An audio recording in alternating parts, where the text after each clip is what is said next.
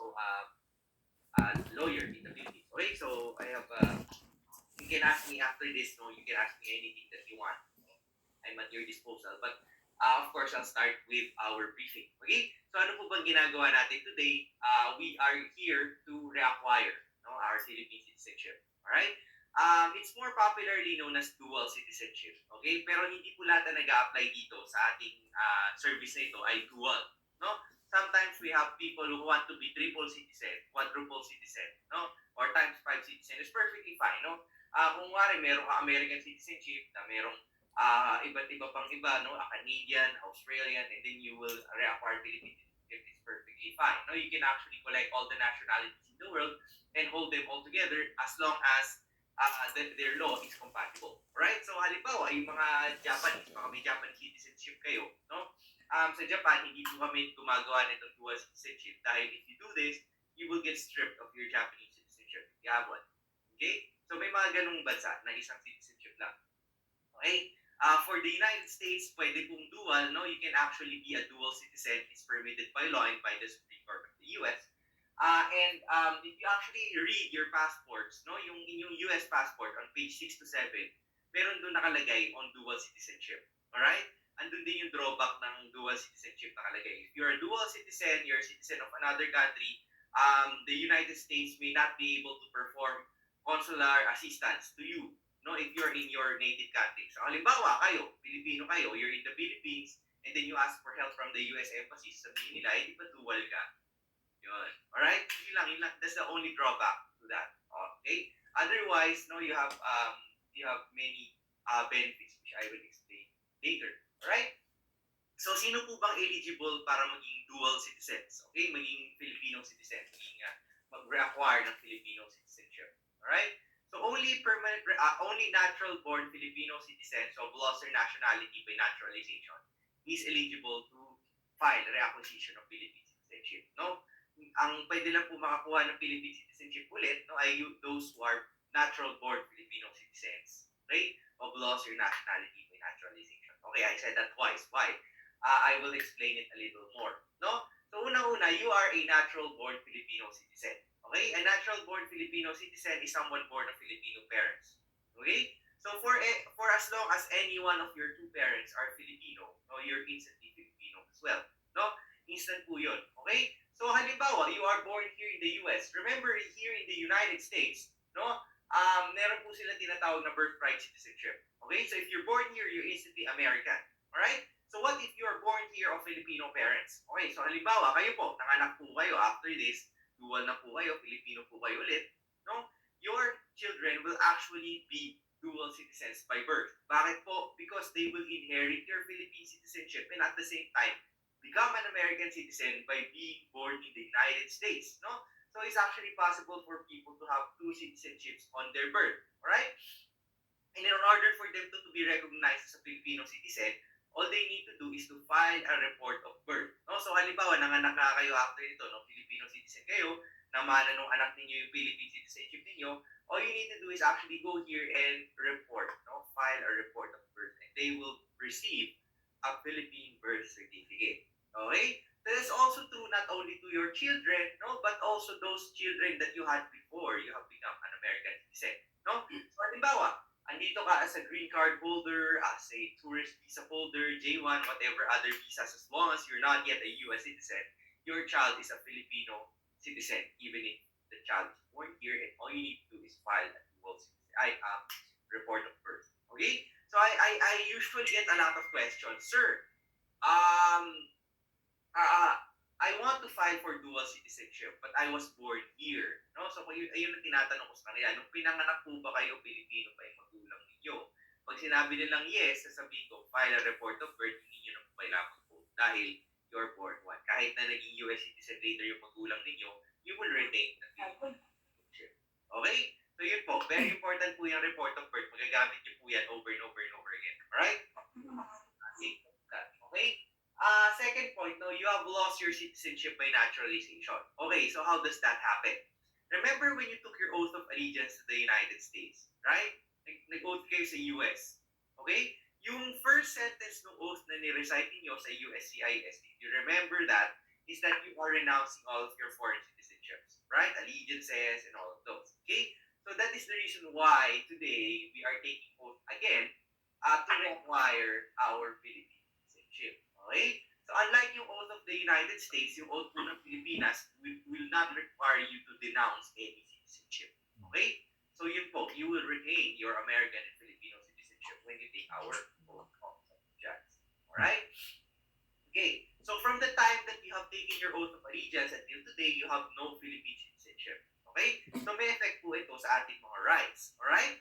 Number one na ma-affect na right is the right of your children. No, bakit po? Halimbawa, pinanganak niyo po sila at the time that you're already an American citizen. American na po kayo, right? So sabi ko kanina, di ba, Philippine citizenship is inherited.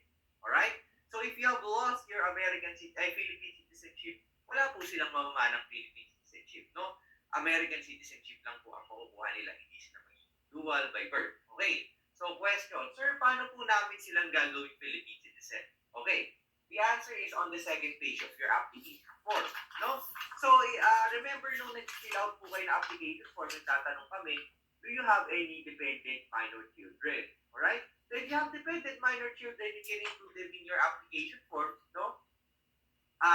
And these are those who are born as an American citizen, right? They will acquire Philippine citizenship at the same time as you will. No, yun po yun. This is only for minors who were born at the time of American citizen. Or yung mga minor children dinala nyo galing Pilipinas, syempre di ba nawala yung Philippines nila nung nag-book kayo kasi derivative tawag doon, di ba? So you can include them here. Alright? So medyo magulo lang dito sa minors, but yun nga, in any case, no, what you can do is always file a report of birth. No? Yun po ang ending. Okay? Second point, no, passport. Okay, question. Sir, my passport is still valid. Nung kaka-renew lang namin nung nag-citizen ako. Can I still use my passport? Is it still valid? Okay. The answer is the passport is no longer valid. Bakit? Because you have lost Philippine citizenship, right? When you take your oath of allegiance. So in effect, you will also lose your Philippine passport. Okay? So second question, sir. How do I get a new Philippine passport then? And do I need one? Okay. The answer, una-una, no, I will answer first, do I need one? No, technically, as a dual citizen, you do not need a Filipino passport. Why not? Okay. Remember, you're here as a U.S. citizen, no? So you can stay here and you do not need a passport at all because you're not here as a foreigner, right? So compare that to those who are here on a green card or on a visa, no? Pag mag-a-apply sila ng citizenship, syempre kailangan nila ng valid passports, right? Secondly, if you're going to the Philippines without a Philippine passport, that's perfectly fine, right? Bakit po? Every time you travel, even if you have a Philippine passport, I always advise all my applicants to always use their US passports. Bakit po? Okay? So if you remember, no, pag lumalabas po kayo ng airport, di ba? Tinatatakan po ng exit stamp yung inyong passport, no? Dito sa sa airport, right? Okay. And in every country that you enter, no, your US passport will be stamped again and again and again, no? Entry stamp, exit stamp, no? So pagbalik po ninyo rito, i-check po yung passport, no? Kung ano yung mga stamp na nandun, no? So pag kulang-kulang, of course, you will get asked a lot of questions, no? So always use your US passport. Okay, so I have a US passport. How do I enter the Philippines? You can enter the Philippines as a Filipino citizen simply by showing your US passport and your dual citizenship identification certificate, which you will get when you come here to get your documents signed, no? Yung documents. All right? So, reminder, no, always use your US passport and you can show two passports. Okay? So, as a Filipino citizen, pag papasok po kayo ng Pilipinas, hindi nyo po kailangan bumili ng insurance, no? Basically, you can just enter as you are, no? Even if you are unvaccinated, no? If you are unvaccinated, you can travel to the Philippines, quarantine for 5 days. Kung meron naman kayong vaccine, you have your CDC card or other vaccine cards, no? You can show that, and you will be allowed to enter the Philippines without need of any visa. Alright? Okay. So, again, no, Philippine passports. Alright. So, what if you really want a Filipino passport? If you really want a Filipino passport, I can advise you to obtain one when you come here. No? When you come here. Okay. So, question, automatic po ba kayo makakuha ng Philippine passport? The answer is no. No? Why not? Because it depends requirements, unang-una, on your eligibility for a passport. Okay? One of the requirements for a passport for a newly reacquired Philippine citizen, no, yung kayo po, no, is your PSA issued birth certificate. So ano po ba yung PSA issued birth certificate? If you remember, di ba, yung mga requirements po namin dun sa dual, no, nanghihingi kami ng birth certificate, right? Birth certificate na Filipino, and yung ano tawag doon, birth certificate na Filipino and naturalization certificate, right? So very, very basic po yung mga requirements namin for dual. Halimbawa, wala po kayong birth certificate, meron kayong marriage certificate, nakalagay doon na Filipino yung parents niyo, okay na yun, we will accept those, right? For dual. But for passport, iba po yung requirements, no? Kailangan po ng PSA issued birth certificate, PSA issued marriage certificate. Basically, yun po yung nandun sa dilaw na yung papel na merong kulay dilaw, no?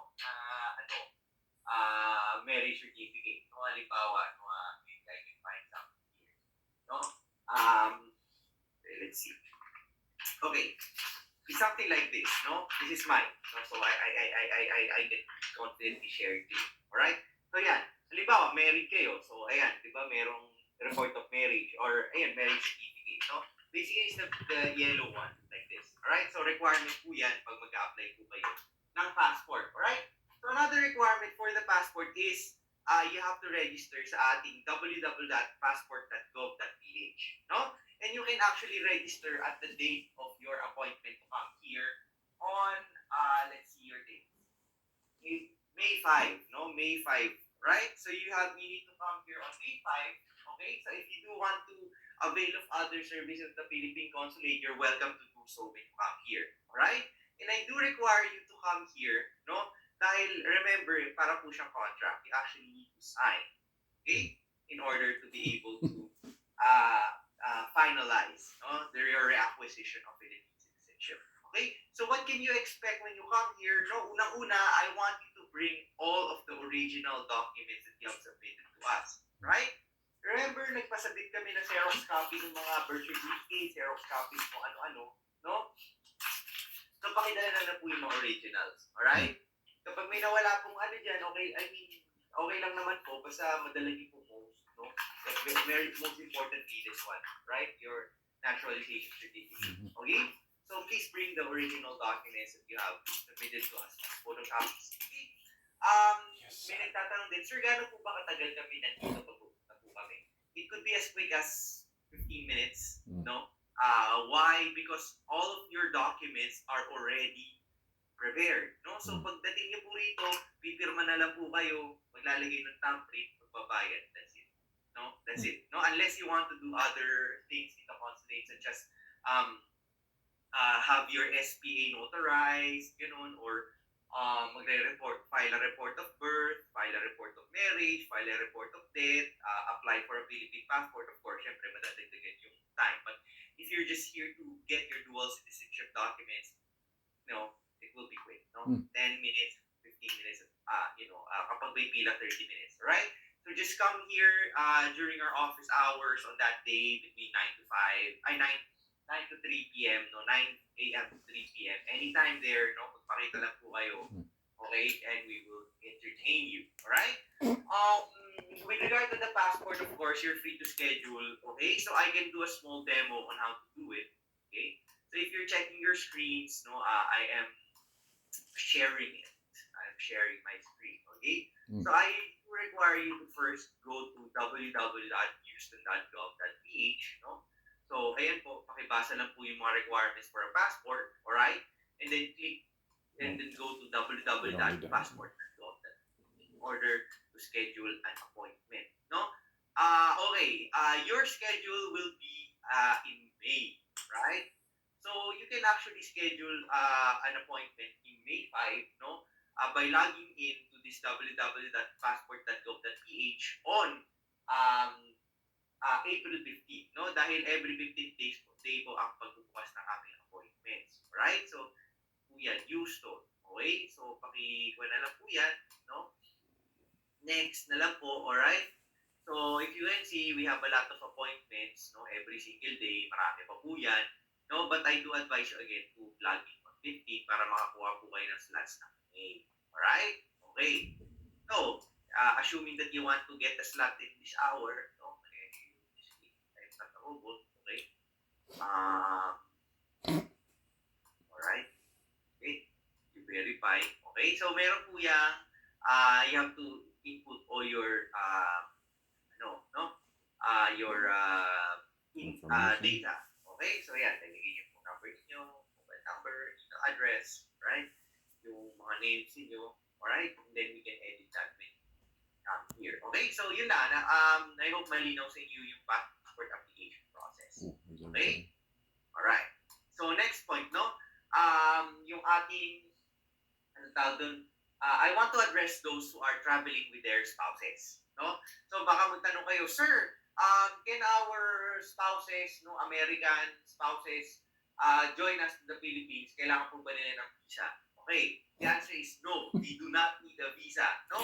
If they are traveling alone, they do not need a visa, okay? But they can stay only for 30 days, alright?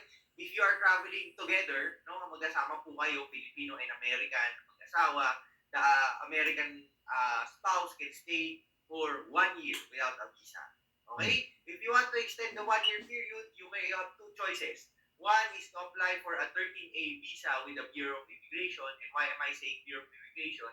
Dahil it's an immigrant visa. So you need to apply the Bureau of Immigration. Alright?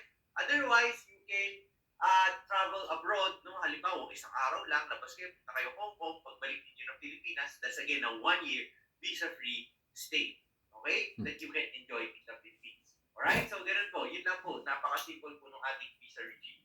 Alright? So, yun lang. If you want to retire in the Philippines, again, no, with your American spouse, no, you can have to apply for a 30-day visa or a retirement visa with the PRA. No? So yun po, pero pag kayo po, no, again, sabi ko nga, you're a full-fledged Filipino citizen, hindi po kayo one half dahil dual kayo, no? As a dual citizen of the Philippines and the US, you are entitled to enjoy all the rights of a Filipino and American at the same time. Okay? So I just want to list down 4 important rights of a Filipino citizen. Number 1, you have the right to acquire land in the Philippines. Okay? So gusto niyo pong bumili ng lupa na kahit na gano'ng kalaki, gano'ng kalawak, no? There is no more restriction as to your ownership or right to acquire land in the Philippines. Okay? If you want to invest in any industry in the Philippines, you are free to do so. No? Wala na rin limits. No? Wala pong gray area, walang negative list, no, of companies where you can invest. You can invest in any industry. No? Number 3, you can practice your profession in the Philippines. No? So if you want to resurrect your renew your IBP license, halimbawa, abogado po kayo, or your PRC license as nurses, doctors, and practice your profession in the Philippines, you're very welcome to do so. Alright? And then, number 4, you have the right to vote in the Philippine elections. No, you have the right to participate in the Philippine electoral process. Right? If you want to vote, no, unfortunately, the voter registration period for the 2022 elections is already finished. No? Kasi, syempre, election next month, di ba? So, you can no longer vote for that 2022 elections. Right? But, you can register as a voter in the 2025 elections. No? But, you have to do that, no? You have to do that at least 2 years before the 2025 election. So next year, no, if you do want to vote, no, you can come here, we can register you. No, but not at this time dahil we're still in the 2022 election. Right? If you want to run for public office in the Philippines, unfortunately, you have to renounce your American citizenship. Okay? So again, sinasabi ko, di ba, I mentioned a while ago that that you should read, no, your US passport. Bakit po? Andun po yun sa page 6 to 7, the ways that you can lose American citizenship. No? And one of the ways that you can lose American citizenship, and it's automatic, no, is if you serve in the government of a foreign country. No? So if you end up running for public office in the Philippines, you will lose your American citizenship automatically. Okay? The same way that if you want to run for public office here in the US, no, you have to renounce your Philippine citizenship. Otherwise, you will be impeached. No? You will be removed from your public office. All right? may ganung requirement, no? Reason for that is of course conflict of interest, and it's actually stated under our law on how to lose citizenship. Okay? And last point, no? If you want to renounce your Philippine citizenship, no, halimbawa, ayaw nyo na mag-Filipino citizen or kailangan nyo for your job applications, all you need to do is actually submit an affidavit in the Philippine consulate and pay us $25 and also surrender your Philippine passport and your Philippine dual citizenship certificate and pay us $25. Okay? What we will do is we will issue you a certificate that you have renounced your Philippine citizenship. But if you do that, no, you can no longer reacquire your Philippine citizenship. Okay?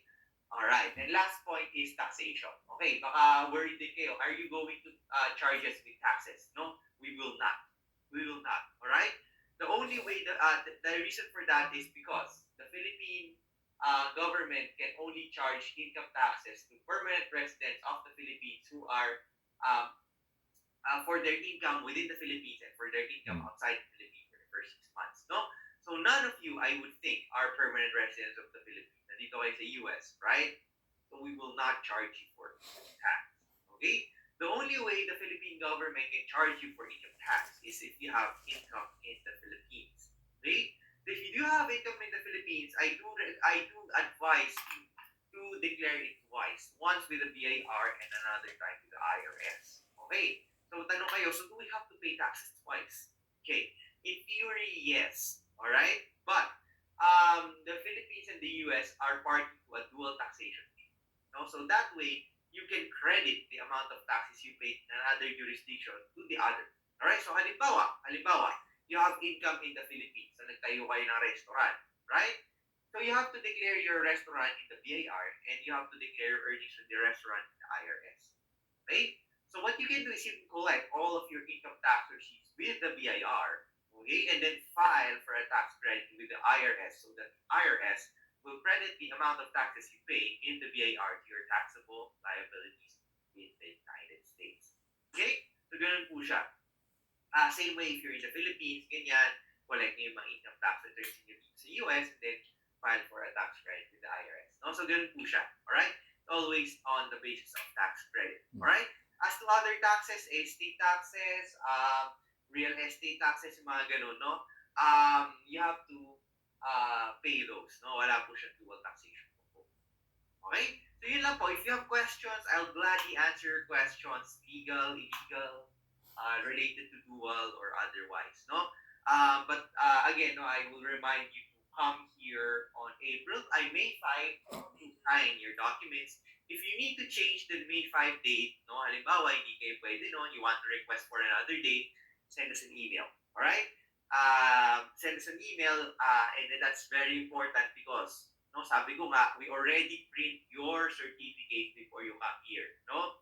So, halimbawa, pupunta kayo ibang araw, no, mali-mali yung nakalagay sa certificate na date, syempre, that's void, no? Have to come here on that day, no, so that you can sign on the proper time. All right? I have a question, attorney. Yes. Is it okay to ask question now? Not yet. After na. I'll call you after our OT. Okay, I'm sorry. All right. So yun lang. Just send us an email. You can come here on the May the 5th. No, 5 de Mayo. All right? Okay. So let's do the OT already, no, so that we can I can entertain questions, right? Okay, so all right, share. All right. So if you can see our screens, I am showing our dual citizenship oath of allegiance. All right. So I want everyone to repeat after me. No? So I will read a little, okay, and then I will ask you to repeat after me. Okay. So please raise your right hand in a matter of swearing. And repeat after me. Okay, I, Rosalie Hilaire Schmidt, solemnly swear that I will support and defend the Constitution the Constitution of the Republic of the Philippines of the Republic of the Philippines and obey the laws and obey the laws and legal orders and legal orders promulgated promulgated by the duly constituted authorities by the duly constituted authorities of the Philippines. of the Philippines. And I hereby declare And I hereby declare that I recognize and accept that I recognize and accept the supreme authority of the Philippines the supreme authority of the Philippines and will maintain true faith and will maintain through faith and allegiance thereto. and allegiance thereto, That I impose that I impose this obligation upon myself this obligation upon myself voluntarily, voluntarily, without mental reservation without mental reservation or purpose of evasion. of purpose of evasion. So help me God. So help me God.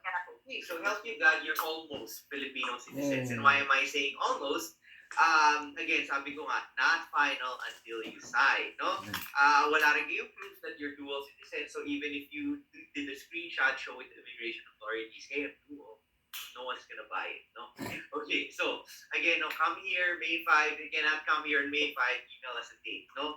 Huwag na kayo magtanong. So, usually, hey, can mag-email pa yan? Or can we change our schedule? No. If you're coming on a later time, no, halimbawa after May 5, just send us a date, no? Maybe like, sir, we cannot come here May 5. No, we will come there on May 15, ganyan, no?